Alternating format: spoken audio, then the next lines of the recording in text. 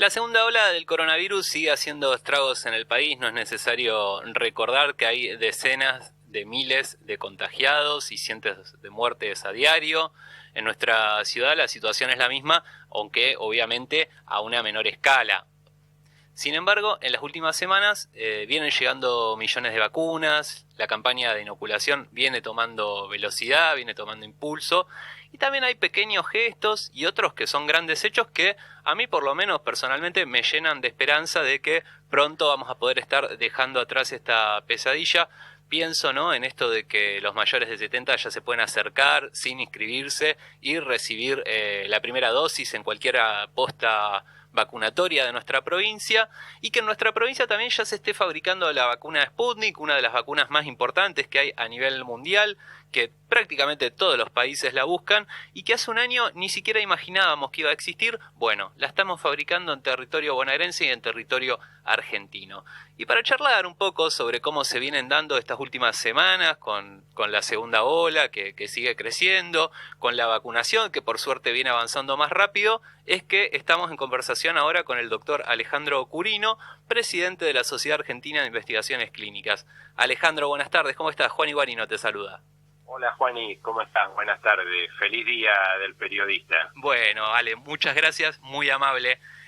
Bueno, no sé si compartís esta visión doble, ¿no?, de que por un lado la curva de contagios y de muertes asusta bastante, y por el otro lado esta campaña de vacunación que viene acelerándose y que parece, ¿no?, que de pronto a mí por lo menos me viene una oleada de esperanza de que la salida de todo este infierno que es la pandemia quizá esté más cerca de lo que pensemos.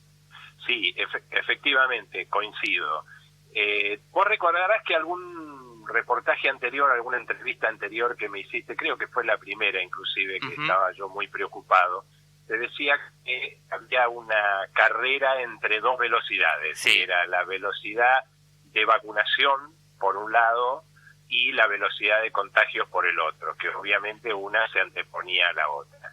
Y que iba a depender de que pudiéramos bajar la velocidad de contagio y aumentar la de vacunación, que la situación mejorara. Si la situación era la inversa, es decir, si la velocidad de contagio le ganaba a la velocidad de vacunación, bueno, yo hablé de desastre epidemiológico y creo que no estuve lejos. Realmente venimos de pasar un momento, y todavía estamos pasando, como vos decís, un momento muy duro, con terapias rebalsando, con fallecimiento, mucho fallecimiento. Mirá, el año pasado cuando me entrevistaban yo decía que caía por día, en ese momento estaban muriendo 250 personas, en el peor momento del año pasado. Recuerdo. Por día a nivel país.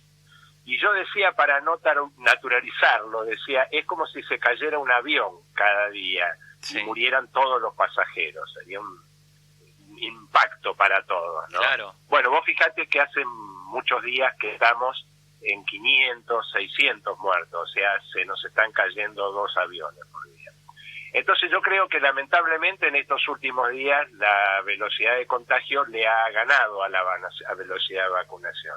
Ahora, afortunadamente, hace un mes, gracias a la tremenda gestión del gobierno nacional, tremenda en un momento de lucha internacional para conseguir vacunas, se han conseguido una enorme cantidad de vacunas y se está vacunando realmente a un ritmo que es increíble. 2 millones de vacunas aplicadas en la última semana a nivel país, 2 millones de vacunas. Sí. Y efectivamente, todos los datos que se leen del mundo, trabajo científico me refiero, y también que se hacen en nuestro país, ya no con los ensayos clínicos 1, 2 y 3, que son los que se hacen para ver si la vacuna puede aplicarse en el ser humano, sino ya en la población propiamente vacunada. Todo indica que los cuadros graves y la mortalidad disminuyen en las personas vacunadas, aún con una dosis, a casi 0. Así que, por otro lado, se nota un hastío o tal vez una necesidad muy grande en la población, en la cual cada vez es más difícil aplicar medidas de protección. No me gusta decirle medidas de restricción, son medidas de protección. pero obviamente las necesidades económicas y las necesidades psicológicas van haciendo que cada vez sea más difícil, y entonces me parece muy importante esta tremenda velocidad de vacunar a la población que estamos teniendo, sobre todo con la estrategia de la primera dosis, y yo creo y avisoro, bueno, sí, ya se está notando un pequeño declive en provincia de Buenos Aires y 10% también a nivel cayó. nacional. Sí, 10,3% cayó, lo informó CREPLAC esta mañana. Es una cifra aceptable, aunque partiendo, ¿no?, de una meseta tan alta, hay que mantenerla en el tiempo y evitar que vuelva a subir, obviamente. Exactamente. Viste, para junio, para este mes, ya incluso en algunos lugares de las provincias, se está vacunando a personas de entre 50 y 59 años sin comorbilidad. O sea, hemos prácticamente más del 90% de la población de riesgo vacunada, y empezamos a vacunar ya a las personas sin otro tipo de enfermedad.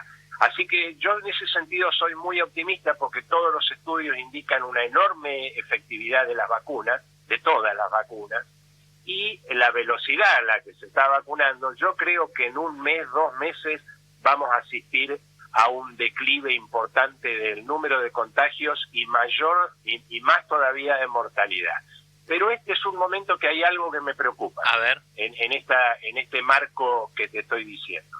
Y casi te diría que tengo hace poco referencias personales de lo que te voy a decir. Ajá. Porque hace poco falleció un familiar cercano, una persona no con morbilidad, bastante obesa, grande, 58, 59 años, y como tengo mucho conocimiento de la persona, porque es un familiar cercano, sí, sé que no se anotó para vacunarse debido a cuestiones políticas.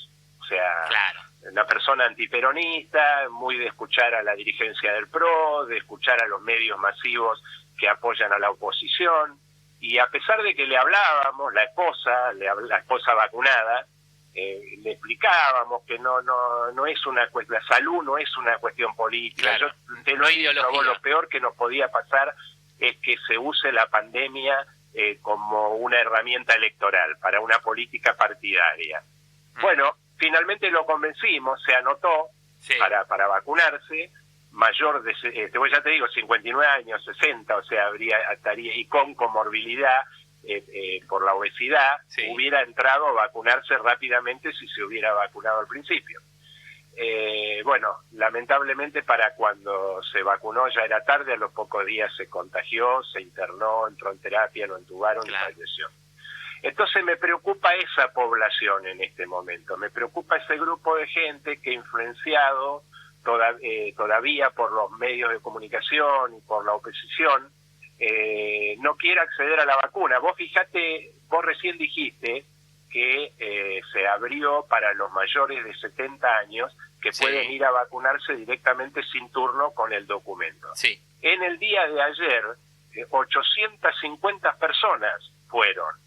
O sea, acá había 850 personas mayores de 70 años, la provincia estamos hablando, en la provincia, que todavía no se habían vacunado. Claro. Entonces, estamos hablando de que 1 mes, 2 meses vamos a asistir a un porcentaje elevadísimo de la población elevada. Me preocupa, mucho, sí, esa gente que todavía le tiene miedo a la vacuna, que todavía se deja influenciar por alguna cuestión política partidaria, y que puede pasar como este familiar, que fallezca a los poquitos días de que la vacuna le hubiera alcanzado, le hubiera llegado. Me parece que ahí es donde ahora hay que apuntar, porque ahí hay una población de riesgo, creo yo. Sí. Y además, al contagiarse y contagiar también nos afecta a todos, ¿no? Que eso, seguro, es la característica de la pandemia. Nadie se salva solo acá, ¿no? Bueno, ya hace varias semanas que vienen apareciendo noticias en relación a esta preocupación que hay desde la provincia por los que no se anoten, especialmente quienes sean mayores de 60 años. Hoy también se hablaba de que era posible que se saliera casa por casa para buscarlos. Yo creo que importante sería, ¿no?, que los intendentes también colaboren con las campañas de inscripción, porque yo he visto intendentes, especialmente intendentes opositores que piden tener participación en la vacunación. Pero en algo más simple como es la campaña de difusión para la inscripción o ayudar a la inscripción, no lo he visto, por lo menos no acá en Bahía Blanca, Alejandro. Sin embargo, yo me quería referir a esto que vos decís que tiene que ver, ¿no?, con estos discursos, esta infodemia, ¿no?, que nos inoculan desde los medios, que nos confunde, que nos hace actuar en contra de nuestros intereses, como no querer vacunarnos por una supuesta cuestión política que no existe porque la salud no tiene ideología. Pero te quería preguntar qué es lo que pasa con la Pfizer que tanto maravilla a tanta gente. Mucha gente que tiene cierta posición opositora a este gobierno, vos le contás que llegan vacunas, que se empieza a producir la Sputnik y te dice, ¿y la Pfizer por qué no llega, ¿no? Como si fuera una pizzería y te traen todas las pizzas menos la que vos pediste. Parece que hubiera como un fetiche, ¿no?, con esa vacuna en especial, más allá de todo el lobby que están haciendo muchos periodistas. Bueno, esto es parte de lo que yo te decía. Vos fíjate que la oposición, sería interesante hacer un repaso desde el inicio de la pandemia, ¿no?, de los argumentos que fueron usando la oposición y los medios masivos de comunicación que apoyan a esa oposición, cómo fueron moviendo el arco, y a medida que la realidad o las acciones de gobierno hacían caer el argumento. Por ejemplo, recordemos a Carrió diciendo que la vacuna era un veneno y haciéndole una denuncia penal al presidente por envenenamiento. Eso la gente se fue dando cuenta que si no se vacunaba iba al muere, y que yo creo que también con un gran trabajo de los investigadores y los profesionales del área de biomedicina, que salimos a los medios como un deber social, casi a explicar la historia de la vacunación, etcétera. Bueno, ese argumento se cayó. Pero después vinieron otros y después mueven otros, unas que están llegando millones y millones de vacunas, mueven un nuevo argumento y cae de Pfizer, ¿no? ¿Por qué no se trajeron la Pfizer? Bueno, primero que la Pfizer, ¿no? Cosa que desmintió rápidamente la misma Pfizer. Pero siguen batiendo el palche con Pfizer. Bueno, mira, hay dos cosas para los oyentes que tengan esa duda. Dos datos interesantes que te puedo decir. Primero, Brasil, Chile y Uruguay firmaron contrato a pesar de las condiciones leoninas que pone el contrato de Pfizer, y en los tres casos recibieron menos del 10% de las vacunas que habían contratado. Así que si nosotros hubiéramos firmado el contrato, nos hubiera pasado exactamente lo mismo. No hubiera movido la aguja porque nos hubieran mandado 200.000, 300.000 vacunas, y eso no mueve el amperímetro. Pero mirá, ya que me preguntás, tengo acá escrito, lo busqué rápidamente, un artículo del New York Times, ¿no? Para aquel que no lo conoce, es un diario estadounidense del centro del imperialismo y del capitalismo mundial. Nadie lo puede tachar de comunista, ni de socialista, ni de kirchnerista, ¿no? Bueno, seguro. El New York Times, un grupo de periodistas, hablando justamente del Día del Periodista, estudió cómo era el tema de los contratos de Pfizer y por qué había varios países, entre ellos Argentina, que no querían firmar. Y te voy a leer, por ahí no me sale bien porque te lo voy traduciendo mientras lo voy leyendo, pero un párrafo nada más. Está en internet y está traducido, varios medios lo tradujeron, así que los oyentes lo pueden ampliar. Este artículo, este estudio del New York Times, consideró comprensible que los gobiernos se hayan resistido a aceptar las vacunas de Pfizer. Y dice así, textual traduciendo, ¿no? Pfizer no solo ha buscado protección de responsabilidad con todos los reclamos civiles que pudiera haber, incluso aquellos que podrían resultar de la propia negligencia, ahora que se está sabiendo que justamente el problema era la palabrita negligencia en la ley, de la compañía. Y atención a esto, sino que ha pedido a los gobiernos que aporten activos soberanos, incluidas sus reservas bancarias, edificios de embajadas y bases militares con garantía contra posibles juicios. Te acabo de leer el New York Times. Claro. ¿Sí? O sea, está clarito cuál es el problema con Pfizer. Porque yo te he dicho, y te escucho porque me parece que quería decir No, algo. no, adelante, Alejandro. Para redondear esto, yo te he dicho que todas las vacunas son seguras porque el sistema central de vacunación, el mecanismo central, que es el mismo hace 200 y pico de años, ha servido para erradicar un montón de enfermedades y sabemos que es seguro. Pero es seguro mientras las cosas se hagan bien. Ajá. El otro día me consultaban porque hace un tiempo surgió en Canadá también un problema de que había gente vacunada que tenía problemas y después se descubrió que no era por la vacuna en sí, sino porque estaba un lote que había sido mal fabricado. Claro. O sea, obviamente la vacuna es segura. Ahora, si vos la fabricas mal, si se te filtra otro compuesto y le terminás inyectando al ser humano algo mal filtrado, algo no limpio, algo que puede tener otra molécula, obviamente ahí sí puede ser nocivo. Y eso es la negligencia, justamente. Ahí está la negligencia. Por eso cuando en la ley, muy bien, yo creo, muy bien, claro, correctamente, en el Senado y en diputados pusieron la palabra negligencia, ahí Pfizer no quiso saber nada. Y es llamativo porque todas las otras vacunas que compramos, claro, todos los otros laboratorios, con esa ley. Claro. A nadie le molestó que dijera excepto por caso de negligencia. Claro.